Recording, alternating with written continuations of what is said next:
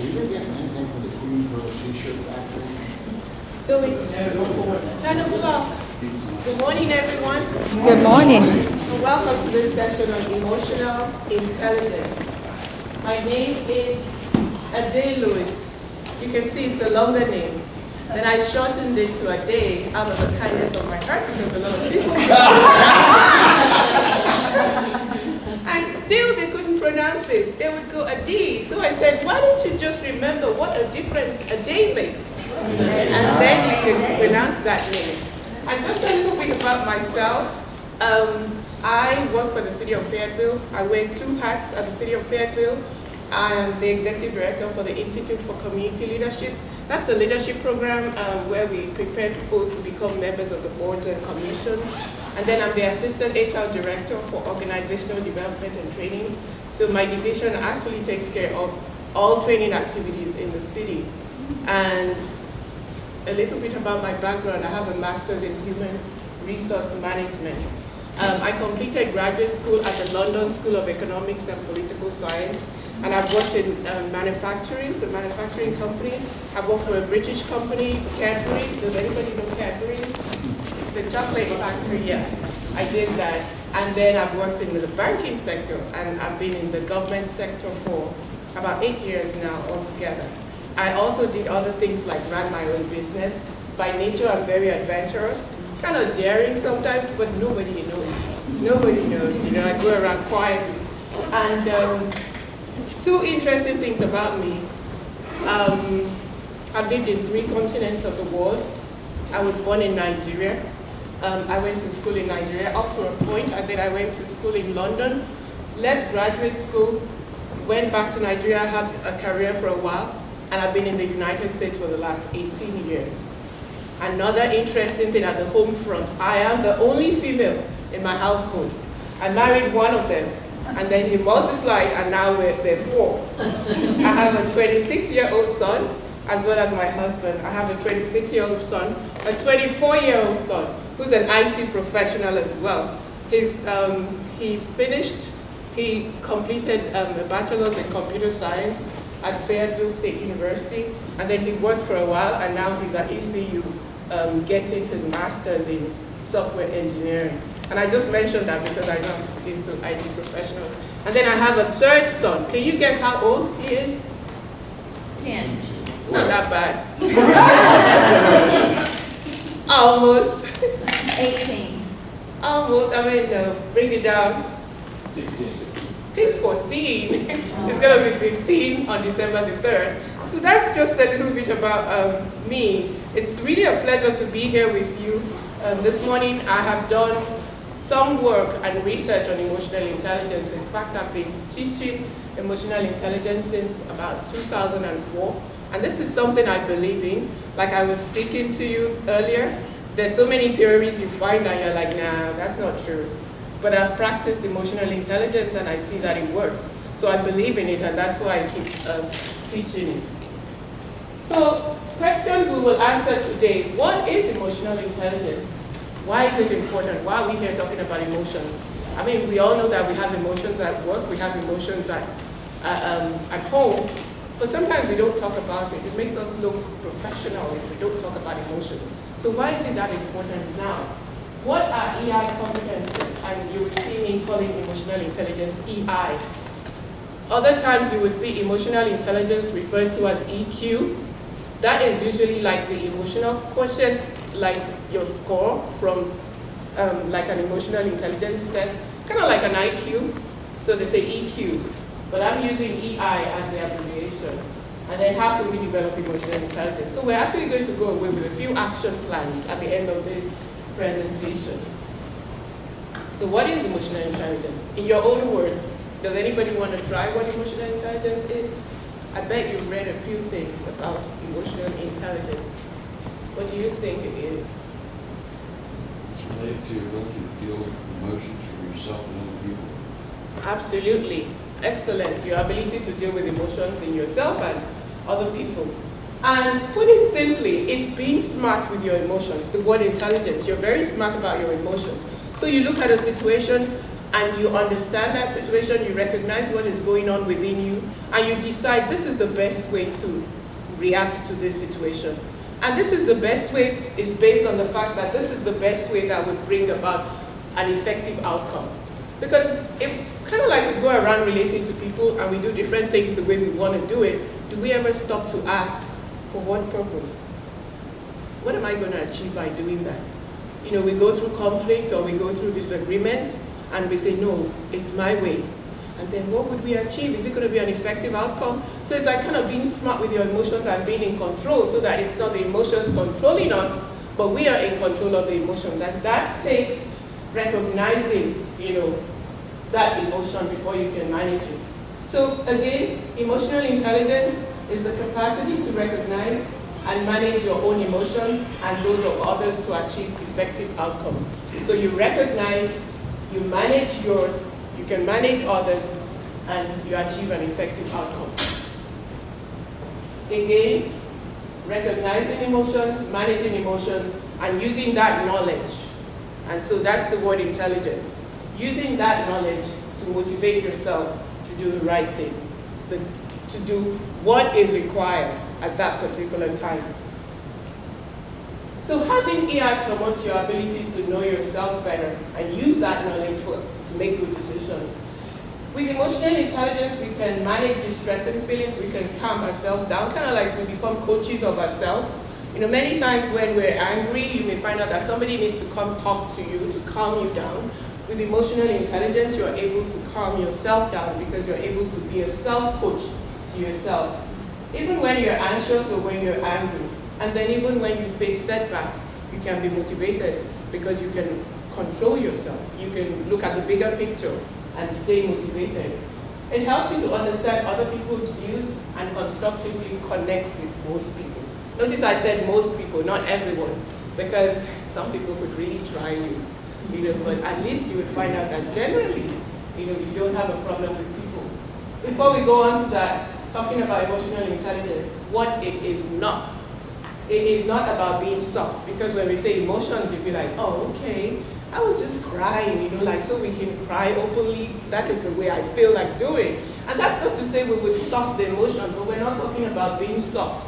It's about being smart with those emotions.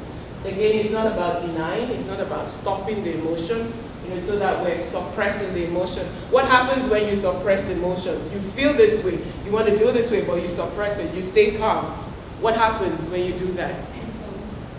Sorry? Implode. You implode. And then sometimes to just a slight comment, you find out that you may overreact. And some people are like, where did that come from? And if you can take some time, you may find out that, oh, that came from somewhere. It probably came from 2007 when she said something the other day. So again, with emotional intelligence, the key is deal with that emotion, recognize it and deal with it. And deal with it in a way that you have an effective outcome. Also, it's not about being nice all the time. With emotional intelligence, you would exhibit different temperaments at different times. Because you would look at what is needed at this time, and then that is what you would exhibit. And you may find out that even sometimes I tell people there are times you have to look very tough and firm, but it's a deliberate thing. As a leader, you're not letting the emotions control you, you're in control. So you may decide, I really have to show them I'm serious this time. I really have to look stern. But you're not out of control. You are in control of how you want to feel. So we'll see how we can get to that part. What is emotional intelligence again? Being aware of your feelings and those of others, being smart with your emotions, and using that power. It's actually the power that we have, that we can activate within us to use our emotions wisely to motivate ourselves. So unlike IQ, EI can be learned. That's the good news. If you're not born with it, and if you're conscious of it and you develop it, then it becomes second nature. Because when I started reading about EI, I was like, okay, how do I remember all these things? Kind of like driving. Like when you're driving, you're like, when I started driving, I'd be like, how do I keep up with, the rear view mirror, the side mirror, oh my gosh, everything I had to do. But after a while, you're not even thinking about all those things. So when we keep practicing emotional intelligence, it becomes second nature. And then when we go through the competencies, because there are actual competencies you need to develop to have that intelligence level, you would say, oh, I know this is common sense, but it's not common practice. And because many times, we go through many things in life, we're stressed, we don't take time to get to know ourselves better, but emotional intelligence is not common practice, as you would see as we go on. Any comments at this point before we go on into why is it important? And I'm kind of mindful of the time. That's why I'm kind of laying a foundation at this point. But we will get to the competencies. That's the meat of the presentation. Okay, why is EI important? It's very important for personal effectiveness, because when you can manage yourself, when you get to know yourself, then you can manage yourself better. That is a key leadership skill. How do I manage myself in a way that I'm a good example to my team, and they can trust me, I can influence them, I can earn their respect. And even in personal life, emotional intelligence is important as well, because it's about interacting with one another. Team effectiveness, as we interact in teams, we'll find out that, as long as you interact with people, there's a need to be able to interact effectively. And if we look at the IT field, it's undoubtedly a technical field. And so where do humans come in when we talk about emotions? In the IT field, when do you have to interact with people? At what point? Take, for example, you have end users. And you would see that over the years, the end users have changed. The characteristics have changed. A lot more people know what they want. A lot more people have a good idea of what they need. A lot more people have that need to be understood. And so sometimes you may need a skill to seek first to understand and then be understood. So you are the technical experts. You know what is good for this client or for this customer, but they're telling you that I needed to do this and to do that. That skill to listen, to process that information, and then to respond appropriately is part of emotional intelligence. And so how do we interact effectively with end users? And then even in IT, we lead projects. Human beings are project team members. We have to interact with them. We have to drive them towards the goal of the project. We have to motivate them. So those are areas where we find out that we need emotional intelligence. And then in leadership capabilities, let's hold on to leadership a little bit. Let's look at this. What do you need to have in order to be a leader? What do you need to have? What do you think? Interpersonal skills. Anything else to be a leader? Trustworthy. Trustworthy, yeah. Anything else? Ethical. And you see, those are very, very good. Excellent answers. Again, one thing that is so simple that we all need to have to be leaders are followers. Because a leader without a follower is just going to walk on his own. And because people are assigned to us does not mean that they're following us. Do you agree? They're just there. They're probably, and it's like, why do people follow me? That's a question we have to ask ourselves. Why do they follow me? Is it because of the position? So when I leave the position tomorrow, they would behave like they never met me before? And you would find out that there's some leaders who would leave the organization and people would behave they never saw them before. And there's some people who leave the organization and people still want to work for them. They still want to obey them. Whatever you say I will do, but they're no longer their bosses. What makes that difference? Those little ingredients or those little factors are the areas of emotional intelligence that makes the difference. Daniel Goldman is one of the leaders in emotional intelligence, and one of the things he did was with Harvard graduates, he studied their progression, like career progressions, and he found out that the people with the highest IQ were not the ones who enjoyed the greatest career success. So they were not the most successful, as it were. And it's like, he started wondering, why is it that they were more intelligent, but they did not necessarily achieve that career success? And so he found out that there are 5 major factors that we could look at that were responsible for that. And he came up with this emotional intelligence term. After that, there's been a lot of research. Before that, there was a lot of research as well. Some people call it interpersonal skills. But after that, there's been a lot of research, about emotional intelligence. So you may find out that some people say, oh, it has 16 competencies, it has 20 competencies, it has 14 competencies. Today, we're going to look at 5 basic competencies developed by Daniel Goleman. Okay, so that's it about the leader. The point that we made is to effectively lead, we need more than technical skills.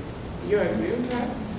We need more than technical skills. Technical skills will take us this high, and the lack of soft skills could bring us down because we don't know how to interact, or we just open our mouth because that's the way I felt. That's the way I am, you just have to take me the way I am. Even my mother knows that's the way I am. And so I would say what I need to say at any time. So those are things we have to be mindful of. Real quick business case for emotional intelligence, a research by the Center for Creative Leadership. They found out that the primary causes of executive derailment involve deficit in emotional competence in 3 primary areas: difficulty in handling change, inability to work well in a team, and poor interpersonal skills. And so when change happens and you just think, hey, this is the direction we're going, guys, keep moving. And they're like, moving where? Why? What is in it for me? And you're like, what is in it for me? Your job, your salary, keep moving. But then you find out that the change is not as successful as it should be because you're not taking care of the human side. But then how do I know the human side? These are things that we learn through emotional intelligence. Value and benefits of emotional intelligence, like I said earlier, it's 85% of what enables star performance to develop into great leaders.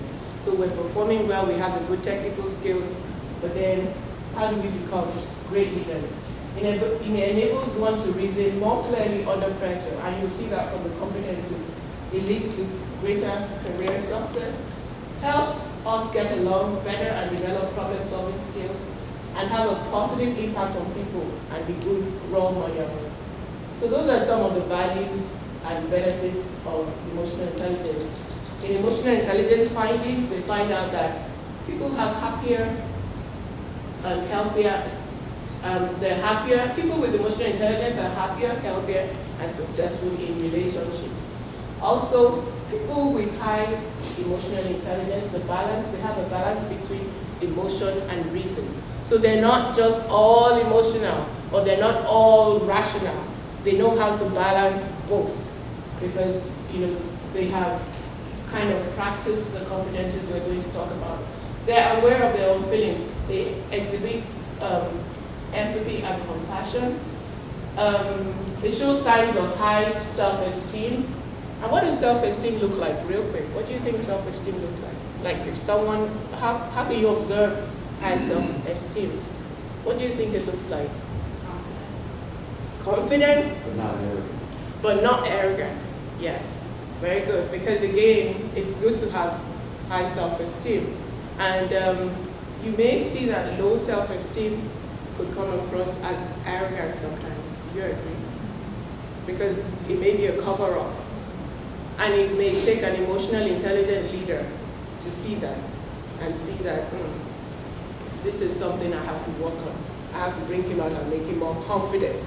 Because there's some people, you may have someone reporting to you or someone in your team that you keep telling him to write this report or to do this, and he just does not deliver. And you're like, what is going on? He may not know, and he may not want to tell you he doesn't know. So things like that are things that we could be mindful of, that what could be going on with him, rather than we jumping into conclusions and saying he is lazy. He just doesn't want to get the job done. We take time to look in and say, why is this situation the way it is? So at this point, we'll go into the 5 essential competencies of emotional intelligence. And this is what they look like. Self-awareness being the foundational skill. Then we have self-regulation, self-motivation, empathy, and social skills. In the network, each competencies make a unique contribution to your performance. Each builds on the strength of others.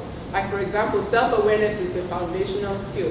When you have developed the self-awareness competency, you'll find out that you may be able to regulate your emotions more. Because you're aware, for example, that when I'm angry, I do not make good decisions. Or when I'm angry or when I'm tired, I just don't like everything around me. So you're aware of that. And that happens to me sometimes, like sometimes when I'm very tired and I'm like, why am I doing this? I don't even like doing this. Now I've learned not to take myself so seriously. I'd be like, you're tired. Have some rest. And then think about this thing you're about to do. And that's like, I can control my emotions because I'm aware of what tiredness does to me. And that's one of the things that it helps us to do. Having one does not guarantee that people will demonstrate the other. The conflict climate or interest also come to play. That could affect, how we can exhibit the competencies of emotional intelligence. And it's generally applicable to all jobs. However, different jobs make different competency demands. Let's do something like the customer service. Customer service role. Which of the competencies do you think would apply most to a customer service role? Empathy, social skills. Very good, because you see that with empathy, when you're dealing with people, you have to at least understand things from their own point of view. Take, for example, a customer service rep said, after she started looking at things from the customer's point of view, before she thought she had troublesome customers, impatient customers, they bother me every day. Then she decided, I probably have busy customers who need to be served quickly. And so when she changed her perspective in the morning, she would get everything ready and she would be ready to serve them. And she would move along with them and she started enjoying her job. Just changing the perspective and looking at them from their own point of view. What could be going wrong? We will go through the competencies and then we'll talk more about how to develop them. We'll start with self-awareness. And how we're going to go through these competencies, I will run through what the competencies are. You, while you're listening, think about how you would develop those competencies. These stickies are on the last chair on your row. So you can get one and please pass it around. And then by the time I'm done with self-awareness, I'm not going to stop. You just write at some point, this is how I think I would develop self-awareness. And at the very end, you would review everything. So as I go through self-awareness, you will think, I will do this to develop self-awareness. All right, so self-awareness means, please pass the stickies around because we're going to stick them on all those flip charts. Self-awareness means having a deep understanding of one's emotions, how it affects them, and how it affects other people, and how it affects the job performance. Take it that we're talking about emotional intelligence in the workplace. Like I said, it's also very important to have emotional intelligence, to exhibit emotional intelligence everywhere, at home, at work, wherever we go. If you understand your own emotions, you get a really great handle on how you're going to interact and perform with others. So one of the first starting points is, what is going on inside of you? What am I feeling right now? So if you have a flat tire, for example, what would you feel? Frustrated. Frustrated. Name that feeling. I feel frustrated right now. And that informs you on how to address that situation. And then if you had that flat tire and you were going for a job interview, a life-changing job interview, and you're about to be late, what would you feel? Frantic, fear, oh my gosh. And so somebody could see you not knowing the big picture and be like, it's just a flat tire.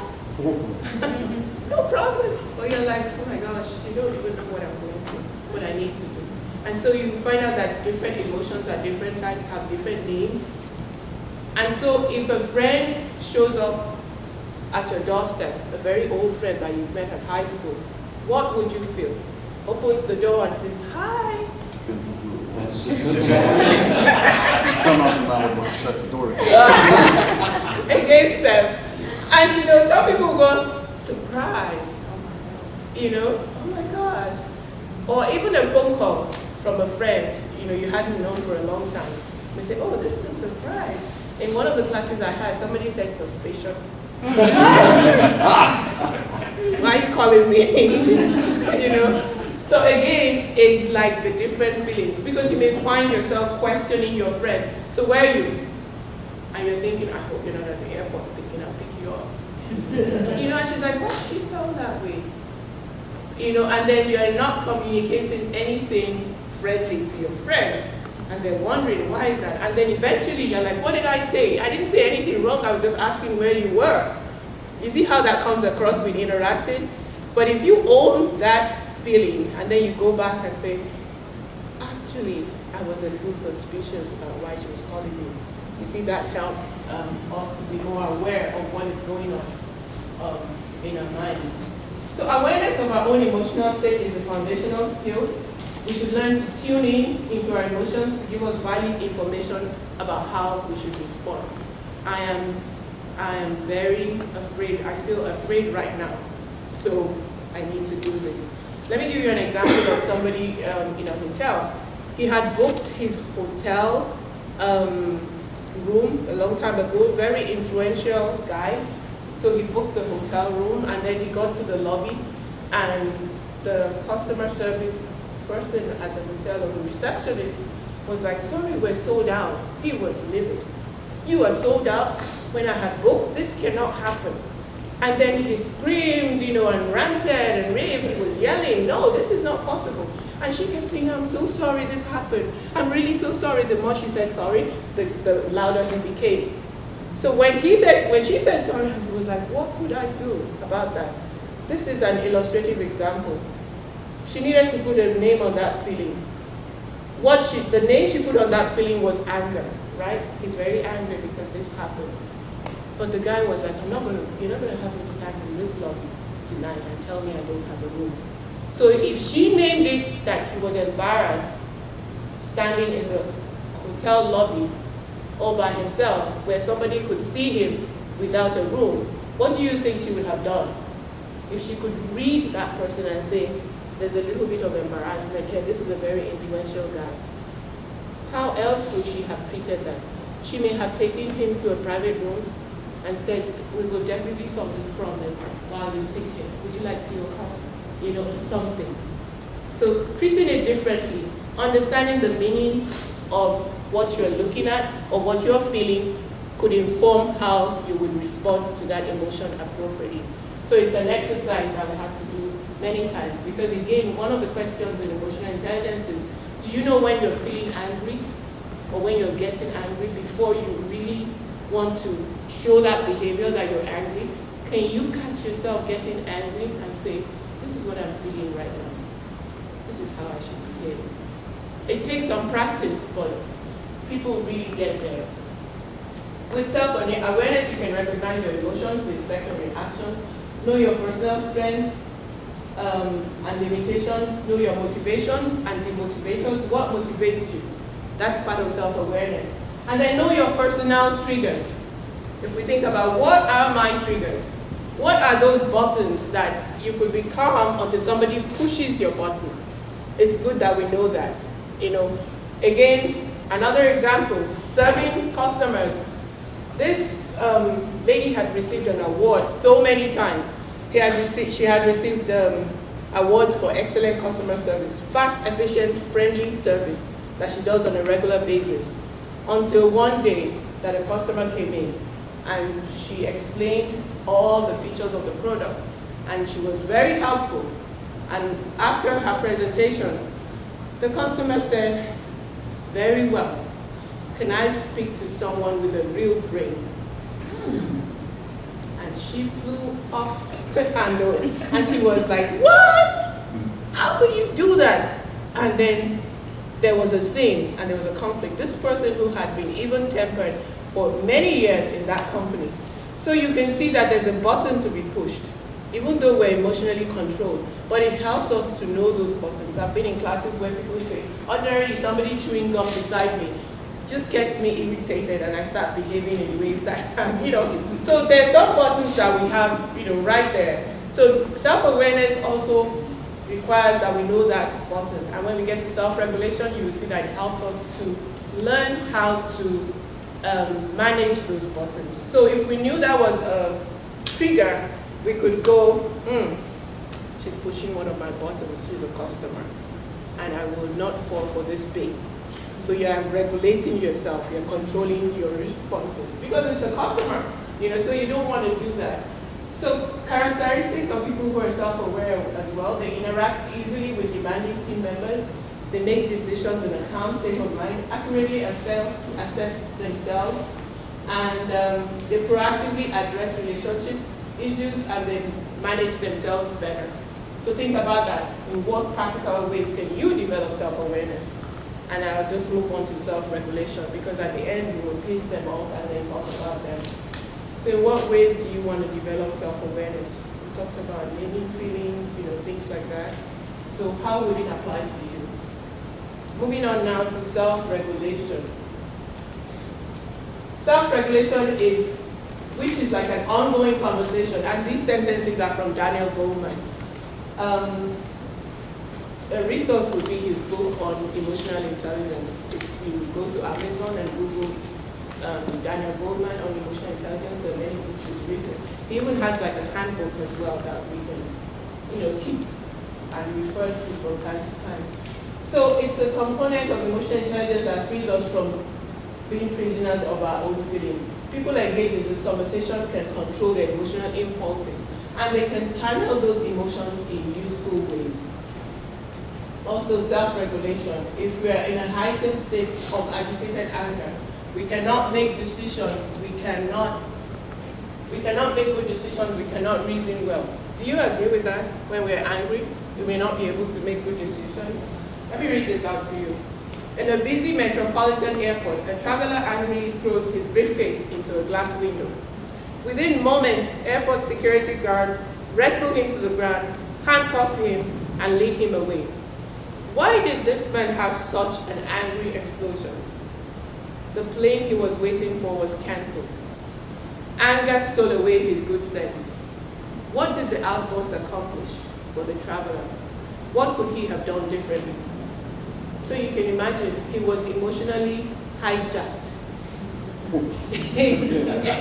He fell for his emotion. He just felt very angry and he reacted. So sometimes some people lose control, and we have to be very careful that we're not in situations where we do things that we regret afterwards. Or you're a boss or a leader, for example, and you just kind of yell at people, and then eventually you go back and say, I'm sorry. You don't want to be in that position. You want to be proactive, so in a way that we're professional. So self-regulation is controlling your destructive emotions and impulses, choosing the emotion you want to experience, rather than being the victim of whatever emotions occur. It's the ability to transform negative draining emotions into positive and productive ones. And it's not about bearing emotions, it's just about not allowing people to push your buttons. So even when they push it, how do you react to that? You can regulate yourself. So with self-regulation, you can select better responses, like the customer service lady. She probably could have selected a better response to that man. Like, oh, I understand, but I think, I can serve you if you give me a chance. Something like that. Learn to manage your own emotional triggers. Learn to refrain stressful situations that are less challenging and make better decisions. And then people who are self-regulated handle stress in a calm manner, help others deal with their anger feeling, avoid physical abuse, because sometimes when we're not regulated, you will find out that it will lead to physical or verbal abuse. Practice honesty and integrity. Self-regulation would help us restrain ourselves from violating our own from violating ethical standards, for example. Because we know that this is not right, this is not what I do, what I want to do, then we can control ourselves and not do it. Be more open to new ideas, adapt better to change, because then we can regulate ourselves and say, what's the big picture? What is this going to achieve? Rather than saying all change is bad. I'm not going that way. Why not? I don't know. I'm just not going that way. So we can regulate ourselves for effective outcomes and not jump into the lake. Also, self-regulation. With self-regulation, your inner self-talk. So a lot of self-talk, a lot of inner conversations going on, a lot of self-coaching going on to regulate ourselves when a situation comes, when we're faced with different situations. Whether you would process your experience as self-empowering or self-defeating. So let's take a moment and think about self-regulation. How would you develop self-regulation on a separate sticky? Because that would go on a separate chat as well. How do you think you would develop self-regulation? Maybe just one or two ways that you think you personally would develop self-regulation. The next competence is self-motivation. Self-motivation, people who possess self-motivation are driven to achieve beyond expectations, and the key word is achieve. They're motivated by a deeply embedded desire to achieve. And that's a situation where you look beyond the big picture. You're not waiting for the environment to motivate me. My boss has to motivate me. Those are good things. But then we have to have self-motivation as well. And how does that happen? High performers are those people who are able to see with clarity to what degree they're responsible for a setback. So when there's a setback, you own that area that is yours. What did I do? What is my contribution to this setback? And to what degree it may be circumstance or other people, and as a result, they are able to be more persistent. So for example, if somebody gets passed on a promotion and they go, I knew it, I knew the boss didn't like me. There's some people he likes and he didn't like me, that's why I didn't get the promotion. That's possible. That could be 10 or 20% of the situation. So how much is it that you want to own? Then you remember, oh yeah, he complained about my reports and he said I should really be using another format the other day. And then he had to correct the reports like 6 times before he could send it. I need to find a way to do things better. So that you're now owning what is happening. And that happens in any situation. And you see how self-awareness plays in. In any situation, you may find out that if something happens, emotional intelligence suggests that you start with yourself. What percentage of this situation do I own? Otherwise, we'll complain about everything and nothing will change.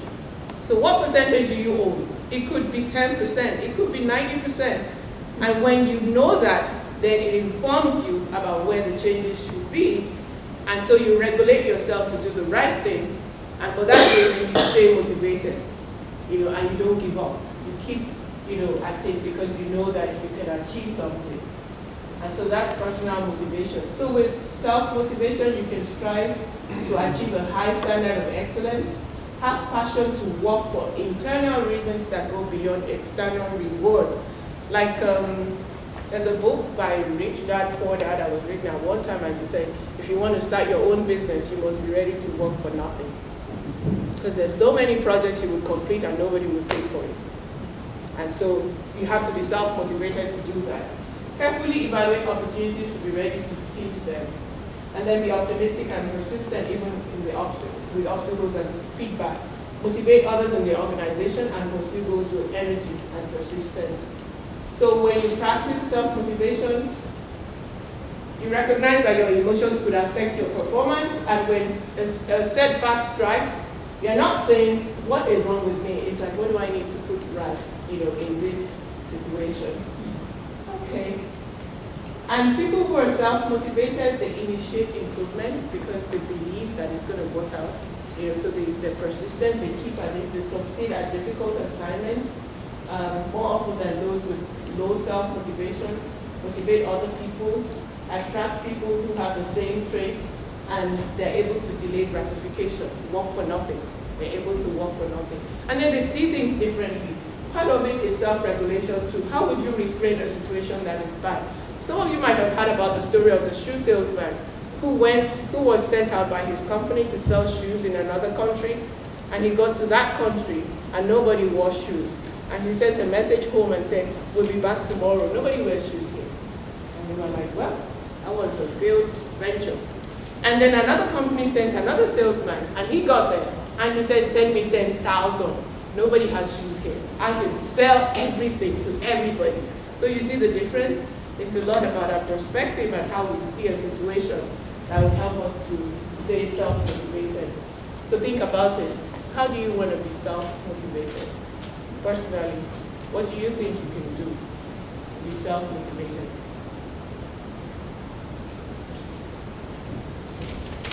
The next competency is empathy. We're very familiar with empathy. It's not sympathy, it's empathy, the ability to understand things from another person's point of view. Even if you don't agree with them, but at least you understand how they're feeling. It's thoughtfully considering feelings of others along with other factors in the process of making intelligent decisions. So look at that. Quite easily, empathy, when we're initiating change in an organization, do you know that sometimes just telling somebody that you will no longer sit here in this room, but your desk will now be here, that could make him want to quit.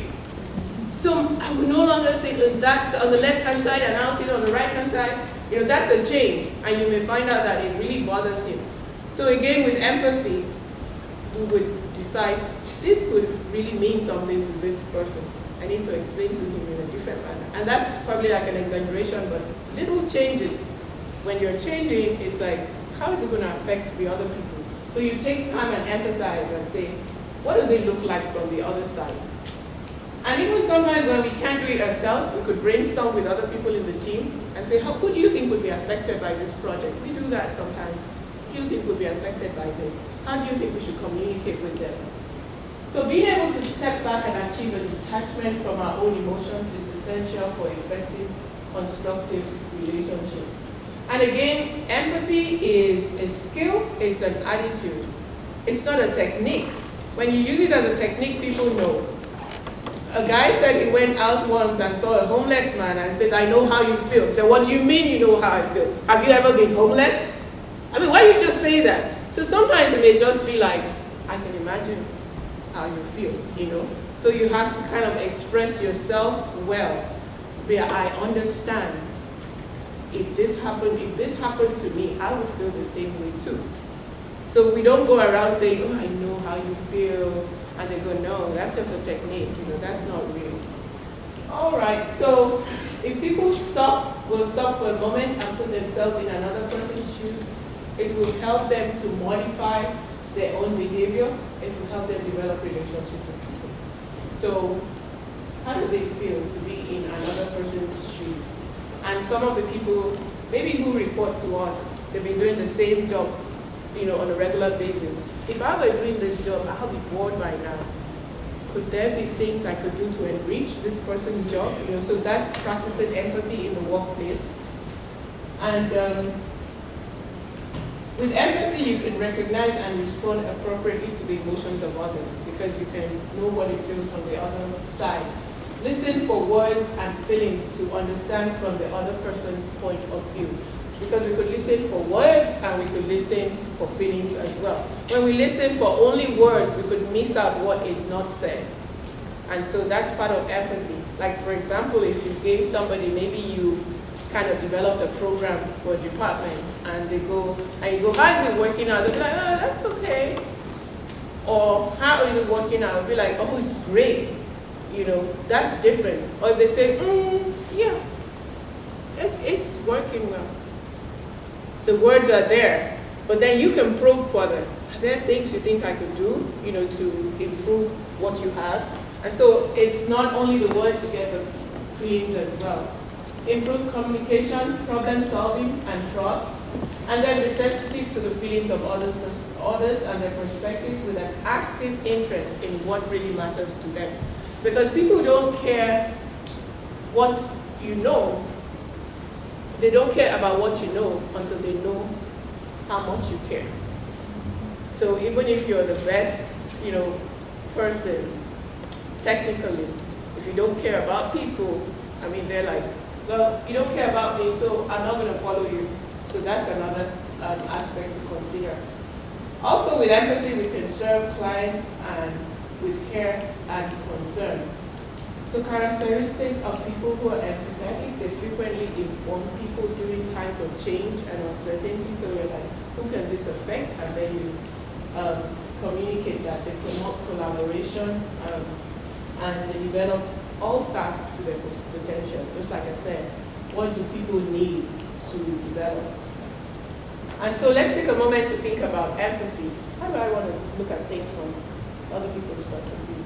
Think about somebody who is really a pain in your neck right now.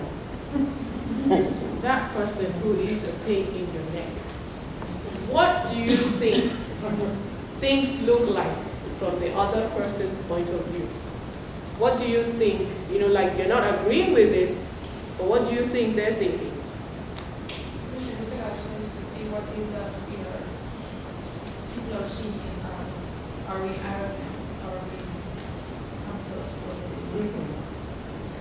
So we have to look at ourselves. You look at yourselves too, that from their point of view, what are they thinking about? And you may think, oh no, they're wrong.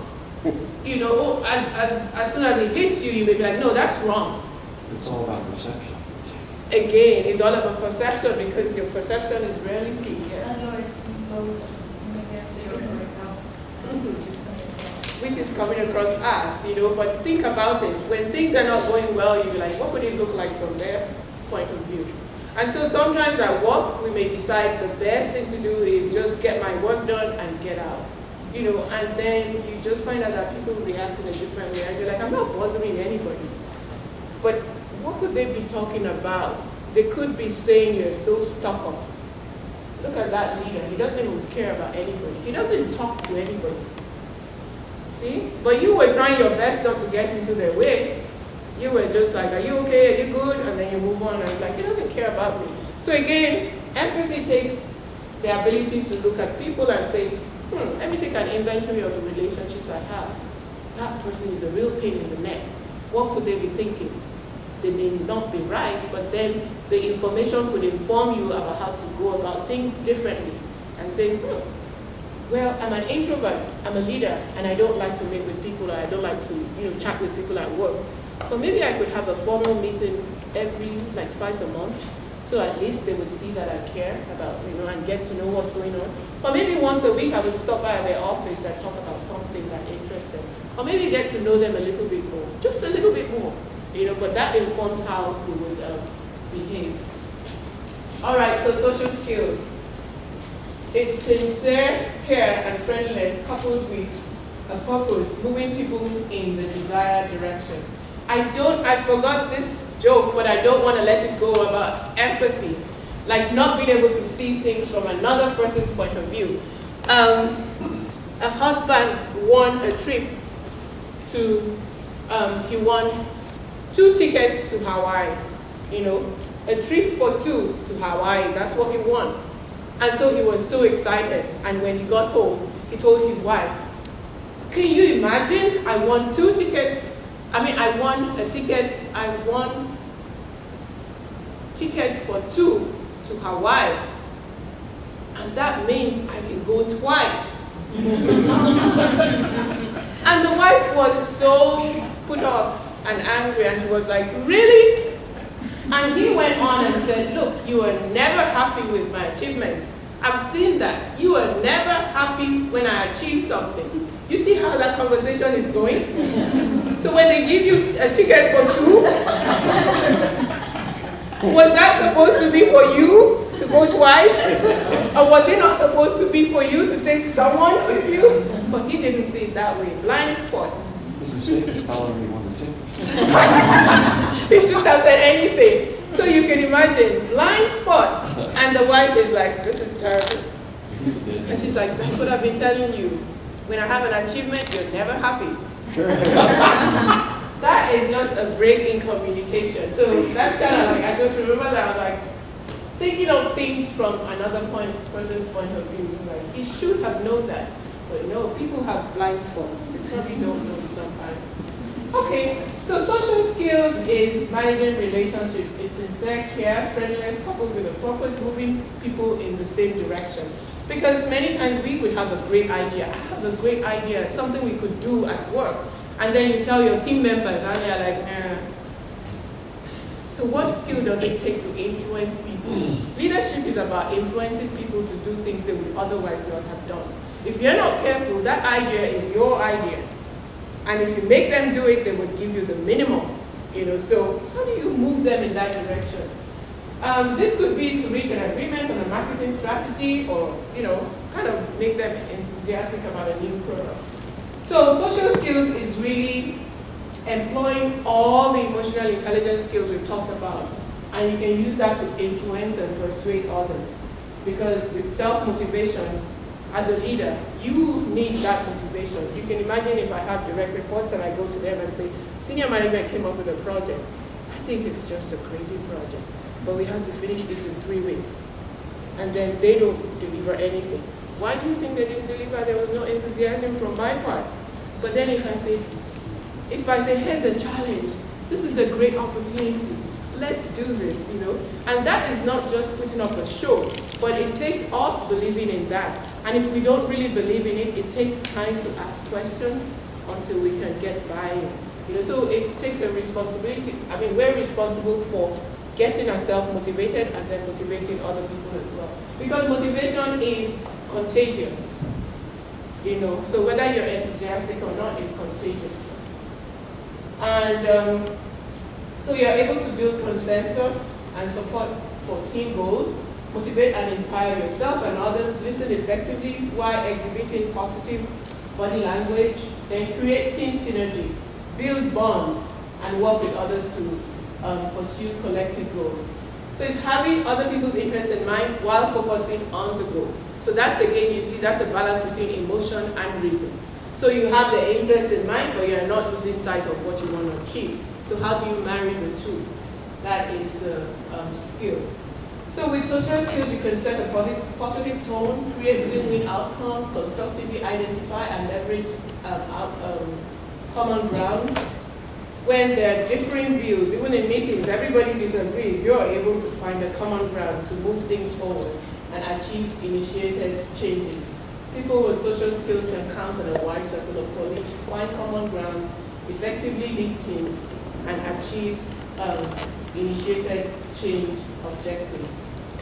And so when we look at these skills, we will find out that the first three are interpersonal intelligence, that is within us, things that we have to develop, self-awareness, self-regulation, self-motivation.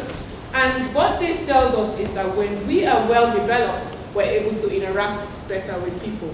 So with great intrapersonal skills, it lays a foundation for the interpersonal skills. So at this point, let's take a few minutes, whatever you have put down as the way you want to develop those skills, can you please put them on the flip chart so that we can review that in the last few minutes that we have. We have self-regulation there, self-awareness. If you have written down anything, can you please put those up?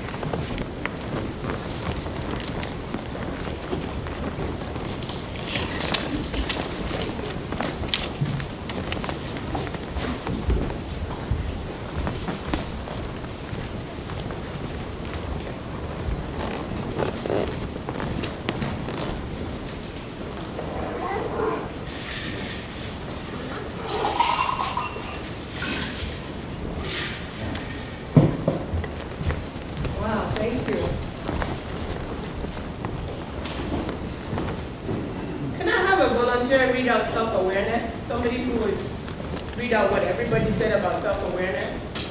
There's a reward if you volunteer. Just putting it out there. Self-awareness is big. Knowing what or not triggers that would cause me to file for handle. Name emotions as you feel them to help yourself identify them and recognize what you're feeling. Notice feelings and sensations. Notice the stories I'm telling myself. Stop and ask, why am I responding this way? Where emotions, triggers be empathetic. Understand my triggers, and whenever I'm conscious, aware of my body level, I start analyzing my emotions. Thank you very much. Like I said, there will be a reward at the end. So very good responses on self-awareness. And real quick, catch yourself thinking, name your feelings, know your triggers, solicit feedback about yourself from people you trust, identify your strengths and weaknesses. You know the SWOT analysis thing, strengths, weaknesses? Why don't you do it on yourself? You know, kind of like to get you to know yourself better. Monitor your emotions as changes occur and regularly reflect on your actions. Kind of like before your head hits the pillow, think about your day. How did that meeting go? Why did I react that way? Was that what was required? How did that affect the other person? You know, so kind of like continuously monitoring, audit the impact of your actions on others and reflect upon it. Because when you do that, you have the power to change your reaction the next time. Very good. Let's go on to self-regulation real quick. Another volunteer who would read out self-regulation and delay gratification. You see, we said people who are self-motivated are able to delay gratification. So with motivation and with feeling, please read out the self-regulation. Reframe situations, deep breaths, and think before reacting. Practice controlling my emotions and see positive. Identify emotional buttons. Consciously listen for the inner voice. Self-regulation, realize when I'm tired and my emotions are unchecked. Practice controlling responses at home. Notice what my own buttons are. Be aware of what outcomes are needed.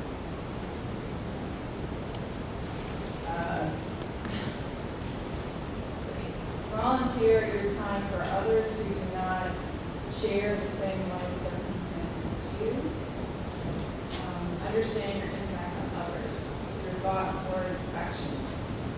Set goals and work in life that align with passions and ethics. Understand what you do are achieving those goals. Adjust and be willing to change. Identify one emotional state in a moment.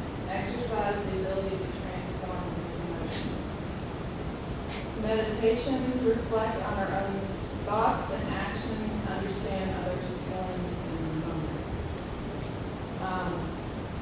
Practice, reframe stress, self-affirmation, coaching. Okay, very good. Very good responses too.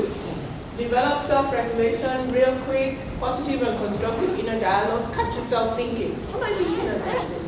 No, I shouldn't be thinking like this. That's not what I want to think, because sometimes voices come. Sometimes it's not what you want to think. You catch yourself thinking, you know, like nobody ever listens to ideas here, you know, or there's something wrong with me. Like, nobody's saying that, you know. So when it's negative, you kind of catch yourself. Regulate the mind and emotion with positive self-talks. Being calm and controlling emotional impulses. Reflect on your opinions before reacting. Take a moment to reflect. If that guy in the airport had taken time to reflect, he probably wouldn't have behave that way. Then sometimes using a prepared speech to proactively handle anger, and it may not only be anger. Take for example your performance evaluation. You know that every year it's conflict, and so that's probably a stressful situation for some of us. And so you could prepare for that and say, this year I would have all my, I would write out all my achievements so that at least my boss will have an idea of what I'm doing. Or, you know, at least it informs how you're going to manage that situation for an effective outcome. He probably gives you that very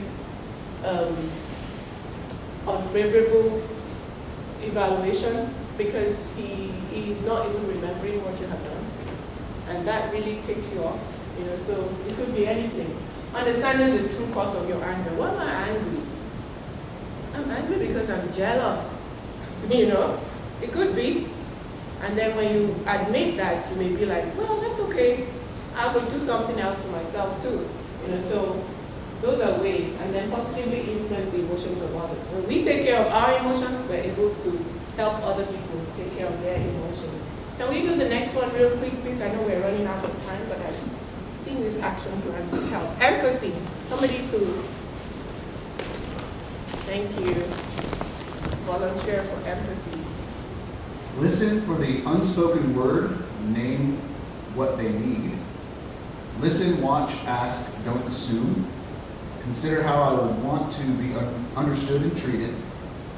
Take time to view decisions, actions from others' perspectives. I try to listen to the whole argument, even if I think I know where it's going, because the person needs to tell me. Listen from another person's perspective / viewpoint. Okay. Thank you. Very good. We should have done self-motivation. How do I do this? Let me go real quick. Self-motivation is the next one. Okay. Intentionally shift attention from yourself to the other person. What is that person thinking? Expressing yourself effectively, so it's not like I understand all the time. Listening carefully to understand others, help others express their feelings, adapting your communication styles to the needs of others, and assess how different situations affect others. Let's do self-motivation, which is the next one, the volunteer phase. Thank you.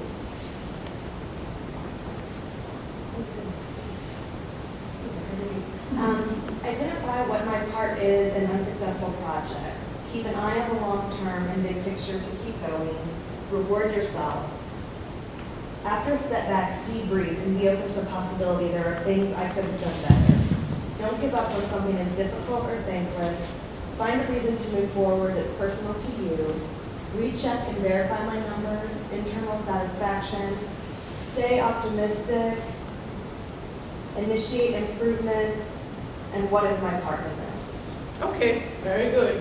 Again, self-motivation, set goals with action plans. When we have a goal, then you keep going. I ask people, if you were to run 3 miles and win $1 million, would you run? They go, yes. But then while you're going, somebody hits you with a rock. Would you stop? No, because you have a goal. But if you didn't have a goal, if somebody hits you with a rock, you would spend 3 hours. So start calling distraction by name. This is a distraction. I have a goal. So again, when we set goals, we will focus on those goals. Focus on what you can achieve with your strengths. Again, awareness of your strengths and what can I do with it. Develop a positive attitude to people and situations. Nobody wears shoes here. I can sell to everyone. That's a positive situation. Or the landlord is increasing rent. Let me find out about mortgage loans. Right? Rather than, oh my gosh, she's increased the rent again. Oh my gosh, she's done this. Maybe there's something positive that could come out of this. 10 years later, you could go to the landlord. Thank you for increasing those rents. Now I'm a homeowner. Different. Recall past victories and how they're achieved. Develop a flexibility mentality. Many roads, there are many ways to achieve success. When one door closes, you have your goal, there may be other options. What are my options? That's something. Understand the meaning of your work. Connect to work in a good way. Because some people could be like, what do you do? I train people. Or what do you do? I show people how to perform better. Right? Different things. And then motivate and inspire others. And so many times it's your perspective, how you see yourself. Look at this cat motivating herself. Because when she looks at herself, it's like, hey, you're looking good. She sees a lion. Well, you could see a cat. And so when she starts behaving differently, and you wonder, why do you behave differently? It's a perspective. I mean, I see all my strengths. I don't see my weaknesses. So that's the message. And then social skills. I'm tempted to just run through that. Can we have the last, someone volunteer for social skills, and then we're done.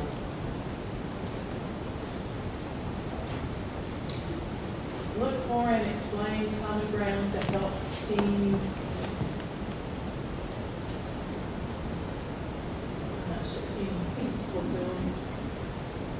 I try to check in with staff during the week to make sure they have the tools to get the job done and share with me what's important to them. Sometimes what's important isn't work-related, but causes issues at work. Spend time getting to know coworkers better and collaborate. Okay, very good. Again, share your passion and enthusiasm for your job. This is your lot. Just sharing and the organization's vision because it's contagious. Create an inspiring work environment through trust, honesty, appreciation, engage in creative brainstorming. As team members, even if you don't have anything to talk about, you may ask questions, like even at meetings at the end. What do you think would affect the way we're doing business, the way we're doing business in the next 5 years? Let's brainstorm. What could change in the next 2 years? How should we do things differently? So create that interest. Be willing to coach and mentor and be open to being coached yourself. So this way you can get good ideas. And then set expectations, provide frequent and constructive feedback to everyone. So that way you would be building relationships. So in summary, we've talked about what is emotional intelligence, why is it important, personal effectiveness, team effectiveness, leadership effectiveness, and then what are the EI competencies? We talked about 5, and how can we develop emotional intelligence. I just brought this, so maybe we can pass it around and look at another module of emotional intelligence, but this is a kind of a report, that you can look at and actually see what level of emotional intelligence do I have.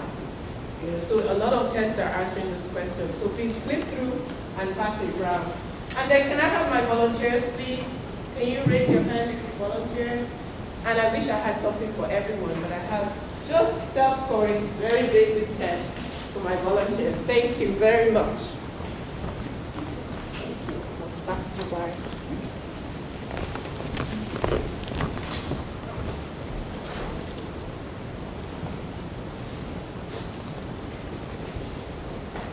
And I have one for whoever wants it. Who wants it? Thank you.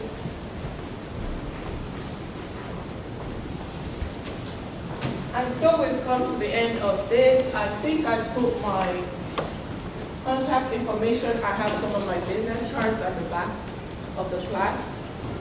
Thank you very much for your participation. And let's all go out and be emotionally intelligent.